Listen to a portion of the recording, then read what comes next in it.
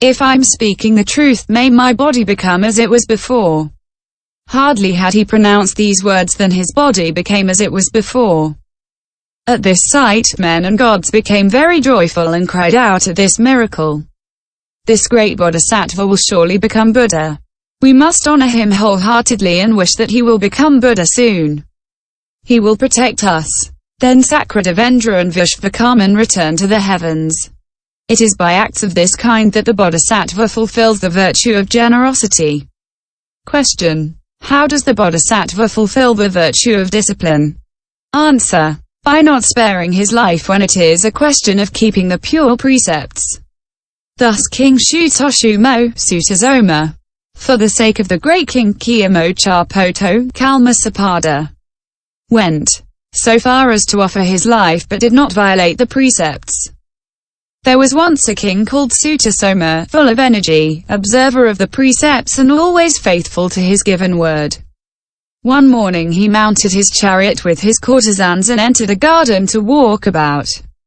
When he left the gates of the city, a certain Brahmin who had come to beg said to the king, "The king is very powerful and I am a poor man.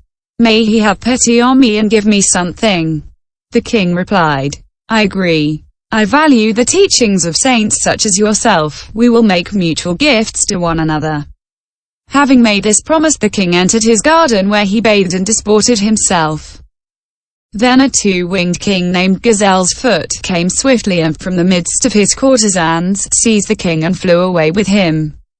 One would have said it was the golden-winged bird, seizing a serpent in mid-ocean. The women lamented and wept. In the garden, in the city, within and without, there was turmoil and consternation. Kalmasappada, carrying the king, traveled through space and came to his home where he set Sutasoma down amidst the 99 kings whom he had already captured. King Sutasoma began to weep. Kalmasappada said to him, "Great Kshatriya king, why are you crying like a baby? Every man must die, everything composite must decay." King Sutasoma replied, "I am not afraid of death, but I am afraid of not fulfilling my promises. From the time that I was born, I have never lied.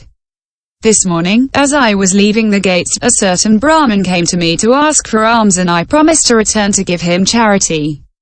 I do not doubt impermanence, but if I disappoint this Brahmin in his expectation, I am committing a sin of deception. That is why I am weeping." Kalmasappada said to him, "Your wish will be satisfied. Since you are afraid to break your promise, I allow you to return home. You have 7 days in which to give alms to the Brahmin. After that time, you will return here. If you have not come back in that time, by the power of my wings, I will easily bring you back." King Sutasoma was able to return to his native land and give alms to the Brahmin as he wished. He set the crown prince on the throne.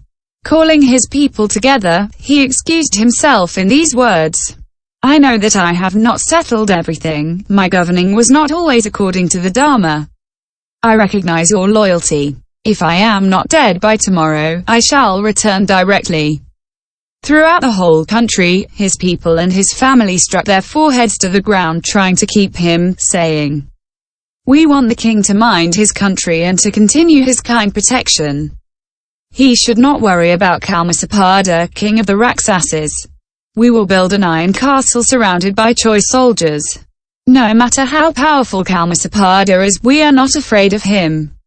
But Sutasoma, who disagreed, spoke this stanza: "Faithfulness to one's word is the foremost of the commandments. The man of his word ascends the stairway to heaven. The man of his word, no matter how small, is great. The liar goes to hell.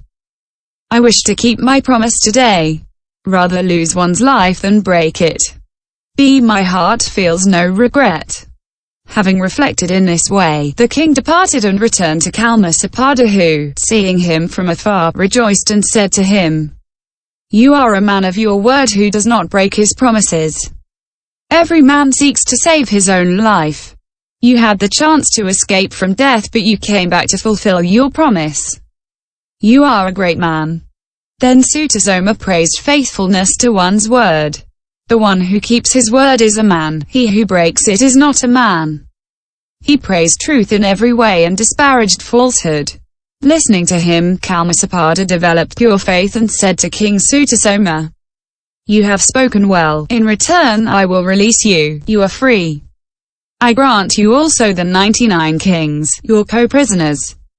May they return, each as he will, to their own countries." When he had spoken thus, the 100 kings returned to their homes. It is in jatakas such as this that the Bodhisattva fulfills the virtue of discipline. Question: how does the Bodhisattva fulfill the virtue of patience? Answer: when people come to insult him, strike him, beat him, slash him, tear off his skin, cut him to pieces and take his life, his mind feels no hatred. Thus when King Kya Kali cut off his hands, feet, ears and nose, the Bhiksu Chan kept a strong mind, without emotion.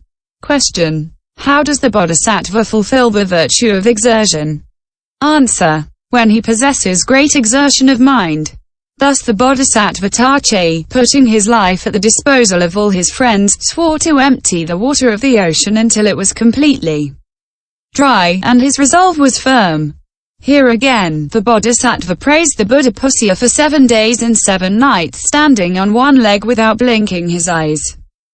Question: how does the Bodhisattva fulfill the virtue of meditation?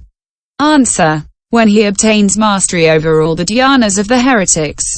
Thus King Chang Choli Sankhacarya, seated in meditation, had no in or out breath.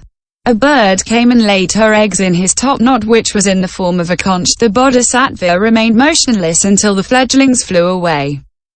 Question: how does the Bodhisattva fulfill the virtue of wisdom? Answer: when his great mind reflects and analyses. Thus the Brahmin Kayupinto, Govinda, the great minister, divided the great earth of Jambudvipa into 7 parts. He also divided into 7 parts a determined number of large and small cities, of villages and hamlets. Such is the virtue of wisdom.